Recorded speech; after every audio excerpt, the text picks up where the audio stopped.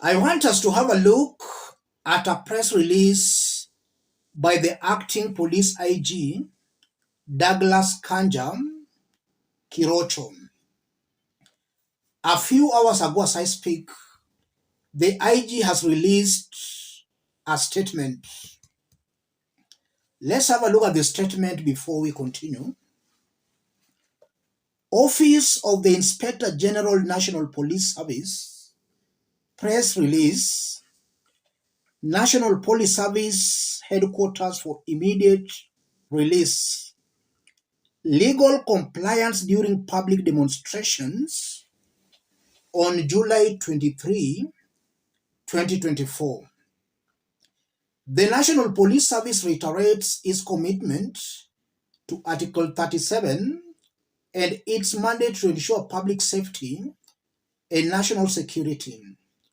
In light of the demonstrations planned for July 23, 2024, it is critical to firmly remind the public of the legal boundaries that govern access to protected areas. The Protected Areas Act Cap 204, Laws of Kenya, prevents the entry of unauthorized persons into areas which have been declared to be protected areas.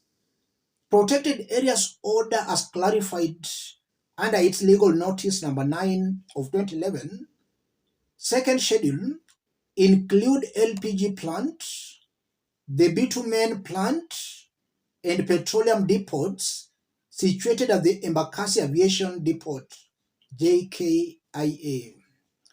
In addition, Kenya Civil Aviation Act number 21 of 2013, under section 58 on trespass, provides that any person who trespasses on any land forming part of a government aerodrome or an aerodrome licensed under regulation made under this act commits an offense punishable by law. We urge all individuals participating in demonstrations to respect these legal provisions and refrain from attempting to enter or interfere with protected areas. The National Police Service is resolute in its commitment to uphold and enforce these laws.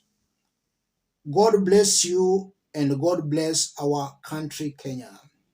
Douglas Kanja Kirocho, AG, Inspector General, National Police Service. Yes, that's the press release a few hours ago by the acting IG of police. So it's just warning the demonstrators to avoid the protected areas.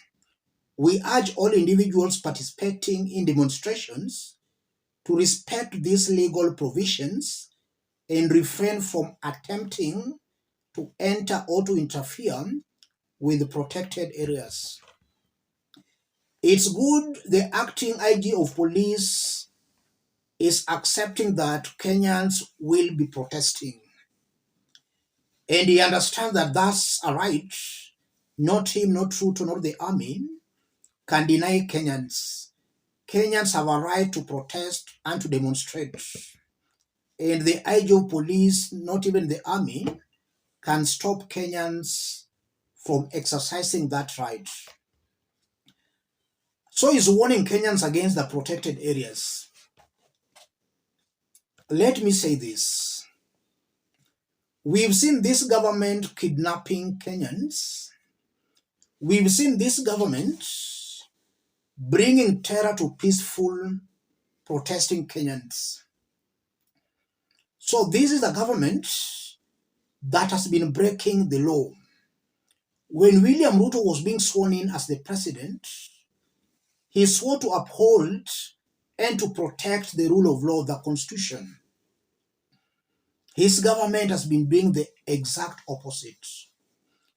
If you look at this letter, something is coming out very clearly. Anytime the government feels the law is on their side, they will quote that law. And they are really quoting it about the protected areas. The same government breaks the law by kidnapping and unleashing terror on peaceful protesters.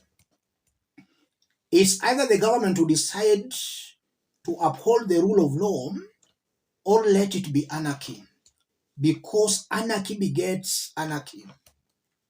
The government has chosen to disregard the rule of law, and that's why anarchy is setting in the country. What the Inspector General of Police should be doing is to let Kenyans exercise their rights peacefully.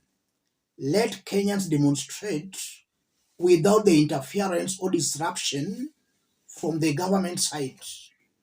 The government side, the police has been rogue. We've even seen the government hiring goons on peaceful protesters. So the IG should actually be talking to the government. The IG should tell the government to uphold the rule of law. There are rogue elements in this government. The government is rogue. Kenyans have been protesting very peacefully, but the government has been very, very rogue. And they should also not apply double standards. When the law favors them, they will quote the law. But when the law does not favor them, they go against the law. That's double standards. So they must make a decision whether it's the rule of law or whether it's anarchy. Anarchy begets anarchy. The government has shown Kenyans that it does not respect the rule of law. And that's why also Kenyans are trying to tell the government that if you bring us anarchy, you'll get back anarchy.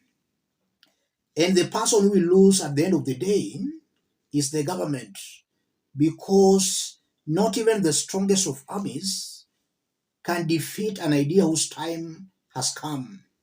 A government cannot defeat the people. A government serves with the blessings of the people.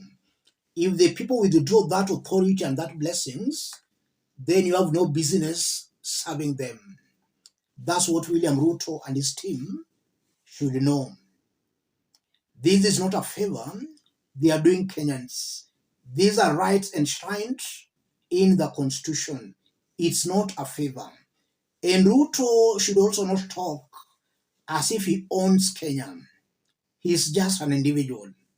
Kenya is made up of over 50 million people. And that's something I keep on repeating for Kenyans to understand it very well. And the JKIA occupation by Gen Zs is really causing a lot of excitement among Kenyans.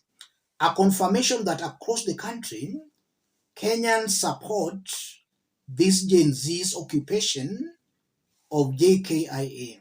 Let's have a look at Pastor Ng'ang'a. Naenda kutembea, niko ndani ya ndege, niko ndani ya ndege. Sema ye!